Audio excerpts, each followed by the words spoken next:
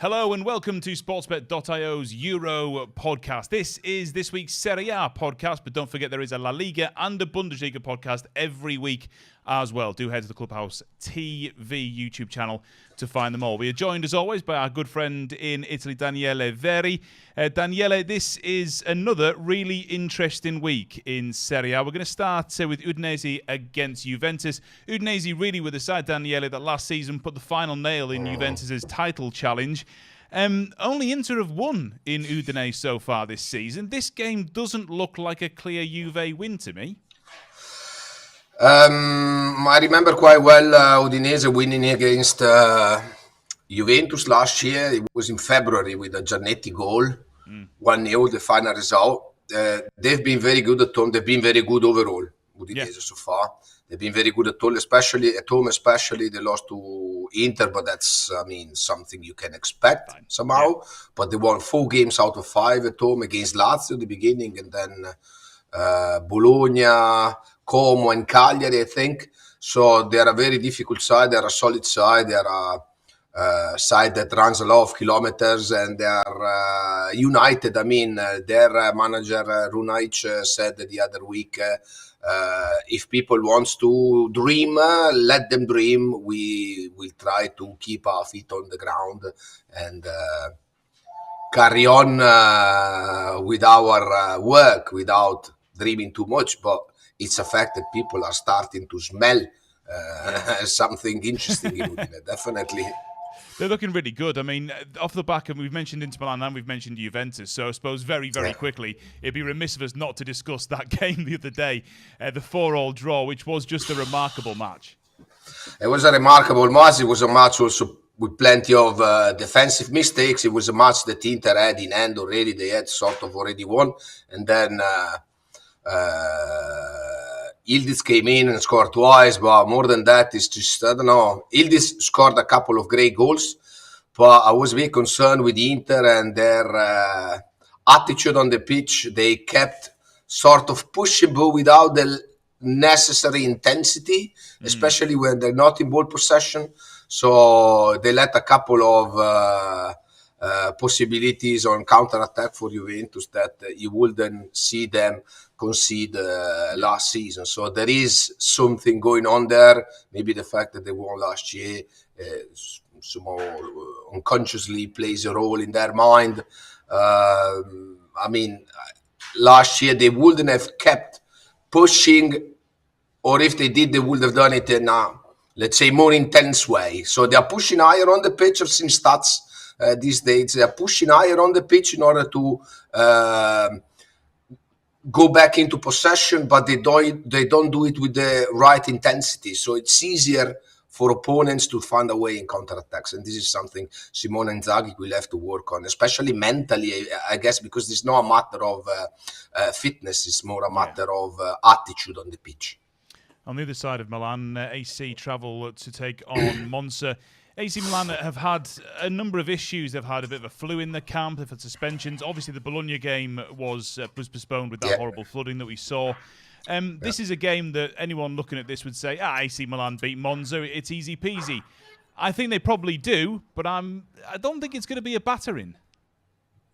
I mean, we've seen the result of the game last night. AC Milan losing at home to Napoli. Yeah.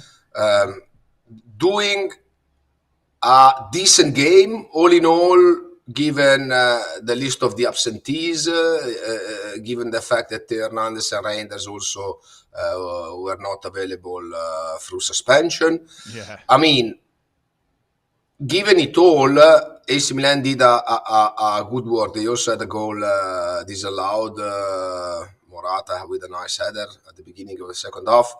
But having said that, Napoli resisted very well. Napoli deserved to win. Napoli scored twice in the first half. I mean, but there's a difference, you know. Napoli had a fallimentary season last year, disaster of a season last year. What did they do? Hired Antonio Conte for $6.5 million a year. A lot of money, but he's a massive manager. They needed a defender badly. They realized that without Kim at the back, there's an issue. So they bought Buongiorno for $40 million. What did AC Milan? Yeah. What did AC Milan do? AC Milan got Fonseca for 2.5 million. Fonseca, not Conte. Yeah. They needed a defender badly because AC Milan had a massive issue in the defense. They bought Pavlovic of Salzburg for less than 20 million. So it's not only a matter of money, but it's, I mean, on the market, if you act properly, if you realize what your issues are and you're ready to fix them, like Napoli did, then fair enough. I mean, you need a striker. Napoli, I mean, is he good? Is he not? Everyone can have his own opinion. Literally no one knows. I mean, no. What I'm saying is Lukaku good or not, or is it the best Lukaku? Blah blah blah. Whatever. Conte wanted Lukaku. What did Napoli? They got him Lukaku. What did AC Milan do? Got Morata for 13 million for a buyout clause with 13 million. It's not the same thing. So it's not the same thing. It's not going on the market with clear ideas. And Abraham on the last day of transfer market on a free loan. Yeah. I mean, do you really want to sell people or tell people that you can win the league like Fonseca was saying until yesterday or the day before doing that? It's difficult. It's difficult, mate. Well, the Lukaku thing, I honestly don't know there's a player in world football who I don't know what I think of to the extent of Lukaku, where I go, he's amazing, he's awful, he's amazing. I've got no. He scored even last night, so tell whatever you want. But my brain just can't work him out. And also, you know, sometimes it's better to spend £40 million on one player to have for 5 years than it is to spend, you know, 15 million 5 or 6 times and not get the right answer. You know, you never quite. You've got to sometimes leap into that more expensive thing, knowing it's going to save you money further down the line. You mentioned exactly, Napoli there. But you then have to go back onto the market if you realize that the quality that you bought or the players that you bought are not those who are really functional to your expectation or prospects. I mean, Napoli, we've mentioned in passing there. Obviously beat AC Milan, as we know. I mean, McTominay, Jolly. What does Jolly mean in Italian? That's his Jolly is a joker. But is a that joker? Like you can put. It means you can put him anywhere, or it means it solves issues. So it has different meanings. It's like having a joker while playing cards. So you can put him here, you can put him there. It always fits, and he solves issues. Okay, with him you can tackle issues. In my head, for some reason, it was like I thought of it as Joker as in guy making jokes, and I was like, McTominay. Nah. Not that funny.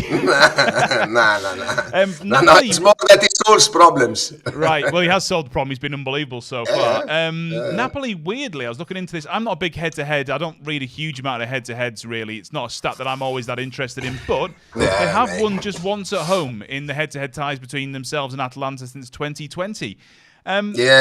Does it not speak a lot about Atalanta, May? Yeah. I mean, Atalanta, let's not forget that Atalanta won the Europa League last year. Yeah. There were other potential candidates for that victory. So Gasperini got a nomination for best manager in Ballon d'Or the other night. I mean, let's consider it really. Ancelotti won it. Okay, fair enough. He's at Real Madrid. Real Madrid won the Champions League. Real Madrid is got Vinicius. He still had Kroos. He still had Modric on a better fitness level. Blah blah blah. Whatever. But I mean, if he or Xabi Alonso had won the prize for the best manager in Europe during the Ballon d'Or ceremony, would that be a scandal? Would that have been a scandal? No way near. No way near. So. I mean, Ancelotti, maybe Klopp, Guardiola, they are on a level on their own in terms of managers, but Gasperini is right behind them in terms of quality. Yeah. Now he's coming out as one of them. Finally, because he's been proving that for years in Italy. Finally. So this is a statement of the quality of Atalanta rather than a statement of, I don't know, the incapability of Napoli of winning against Atalanta. Atalanta is a difficult opponent for anyone, not only for Napoli. Yeah, it's interesting because I think pre-season I thought Atalanta would do okay. You were a little less reticent on them, but you're absolutely right. I mean, Gasperini, unbelievable last year. I mean, he outthought Klopp. You think back to Europe last year, he completely tactically outthought Jurgen Klopp, who I agree is in a different bracket, but he still outthought him in those games. And for 3-0 in Anfield, mate. 3-0 in Anfield. Yeah. Find me many clubs that have won 3-0 in Anfield against Klopp and Liverpool. No, man. Unbelievable. I'd have put, we're not going to get into this because it's nothing to do with this podcast, but I'd have given it to Xabi Alonso, that manager of the year. But anyway. Yeah, fair enough. That would have been also a fair choice. Nothing to say about that. I mean, they lost the first game of the season in the final against Atalanta. That also says something about Gasperini and Atalanta. He also outplayed and outthought Xabi Alonso. Yeah, it's going to be fascinating, that game. Gasperini's really interested in Gasperini, and I just... It's incredible, mate. Sorry if I say... Sorry if I say something, but it's incredible that Gasperini every year has to deal with players leaving, important players leaving, because, I mean, Koop Meiners was a central, pivotal figure last year in their incredible season. I mean, he leaves, other players leave, and he still, within a few weeks, is capable to give his club a definite and precise identity. And the players that play under Gasperini, they all go away as better players. Look at the Ketelare at AC Milan. I mean, he couldn't score. He couldn't even make 2 passes in a row, although he was paid over 30 million. He couldn't put two passes together. Now he scores. Last season he scored. I mean, there was a period of the season he was unstoppable. Look at Retegui. Okay, he was still a rough player when he arrived at Atalanta. Then I said, "Woo! Now he's going to work with Gasperini. We're going to see the difference in the play." Now he scored 10 in 9 goals, mate. Yeah. In 9 games. That's coaching. The guy knows what he's doing. The guy knows what he's doing. Could be a very interesting game, that one. Inter, we don't need to talk about this one too much. Inter host Venezia, and again, as Daniela has alluded to several times, there are midweek games. We've got through some. We're recording this on Wednesday morning, so there are some to come tonight. Inter beat Venezia. Are you happy with that? Yeah. Yeah, good. Well, we'll move on. Should be an easy one, despite the fact that Inter will be also tired, having played Venezia the same, having played 3 games within a week, but. I mean, there is no comparison in terms of quality in between the two clubs and rosters. So, I mean, the squad of Inter is probably 150 times worth more money than Venezia. So, well, week-on-week wages, I'd love to see those two analyses of maybe one player up against the entire Venezia squad. Very probably. At the moment, Lazio, for people who are betting or watching a lot of Serie A, Lazio, one of the best value teams going at the moment. They host Cagliari. They play Como on Thursday, so there is a bit of a turnaround, although, again, Lazio play later in the week. Crazy game, Lazio. Como Lazio, quite a crazy game. It is difficult to predict, but interesting. Yeah, it is. And I like what Marco Baroni said, in that he wants to attack at all times rather than defend. Because they are scoring a lot of goals, but actually they've kept a couple of clean sheets as well. So you can say I want to attack rather than defend, but you're also not conceding. I mean, he's not been conceding lately because he's been conceding, let's say, almost all the time for the first part of the season. In the last few games, things have started going better. But fair, I mean, you cannot, but I mean, you cannot expect a manager to come anew and then be extremely solid and extremely, extremely implement his ideas from the off. So it always takes a while. So maybe Thiago Motta did it a bit differently. He started off very solidly, let's say, from the off. Whatever the reason is, I mean, bad players, whatever, I don't know. But, I mean, Lazio are a very solid team at the moment. They've got a few interesting players. They've got a manager who is getting perfectly now into the role. They've got players who can play up front. Zaccagni, I'm thinking of Zaccagni. I'm thinking of Castellanos, who had a tremendous development compared to last season. They've got Tavares, who's I don't know, he's already served, 5 or 6 assists. This season is like a train. When he starts running, you cannot run after him. It's incredible. With the ball in his left foot, the guy is unstoppable. Incredible. A great, unexpected enrichment, so to say, for our league. And Lazio are a good team. Lazio are a very good team. I mean, Cagliari away, I think it should be a pretty easyable game, pretty easy and doable game for them. We've seen Cagliari yesterday losing to Bologna at home. They surprised me beating Torino the other week at home. But, I mean, Cagliari's hope of avoiding relegation will have to go through their home games rather than their away games. And Lazio, at the moment, or Roma, I mean Lazio as in Rome, the city, don't seem to be the places where they can get points. No, I mean, that Cagliari front line doesn't look like it's full of a huge amount of goals, does it? Picoli's got a couple this season, but that's about it. Piccoli difficult. Piccoli, the striker, up front, difficult. He tends to score 20 meters away from goal rather than into the goal, which is not good for him and for his side. They've got a couple of good players also up front, but, I mean, they are a side that will, if they make it, they will find their, which is not impossible. No. If they make it to avoid the relegation, they will have to make it through fighting.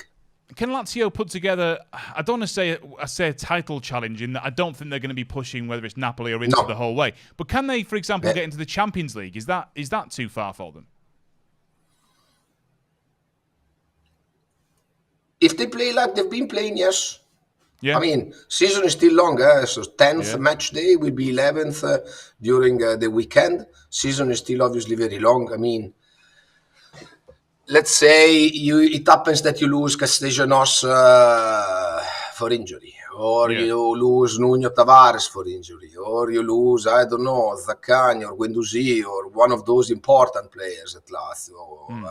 Then things can be difficult or get more difficult because they obviously don't have the depth in their squad that Inter have. I mean, Inter, Çalhanoğlu's out injured, which is something that never happens, but it did happen now. And then they've got Zielinski, put him in and scores 2 penalties. Yeah. I mean, you don't have that Lazio, so... No. One of the best midfielders of his generation, Piotr Zielinski, underrated by pretty much everyone as well. Unbelievable. No, of course, he was a very important actor or figure in Napoli squads as they won the league. I mean, Zielinski is an important player. But then he wanted to leave, and the last season was a disaster for him and the whole club, not only for him.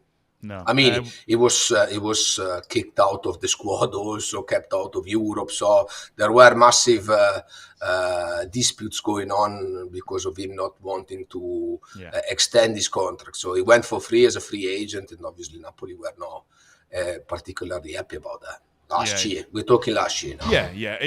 It's a strange one in that you have a player who wants to leave, and then I've seen it before. We've both seen it before with many players. It starts to get where everyone starts to act out of character and be nasty and do everything else. When actually you can just go, look, let's just be nice. I'm going to go, or I'll just go for 3 million, whatever. But anyway, that's a story for another day. Another fantastic weekend of Serie A action. Daniele is off to go and do some sports somewhere. Why don't we stay here and discuss it? Instead of leaving it for another day. Well, I'll tell you why. Do you have anything to do? Yeah, I do have something to do. I've got to go and record something else, but we will talk about that another day. I'm sure. But Daniele's got to go and do sport anyway. What sport are you going to go and do? You're off to do some sport somewhere. I'm going to do some bike riding today. Right, bike riding today. I haven't been doing it for months, so I'm going to be knackered afterwards, but never mind. We'll see if you've got your breath back by next Wednesday when we record again. No, don't worry, mate, don't worry. I'll be all right. Daniele, thank you so much. And don't forget, of course, to keep an eye out for all of the Europods and all the videos on the Clubhouse TV channel from sportsbet.io. Make sure at all times you are gambling responsibly too.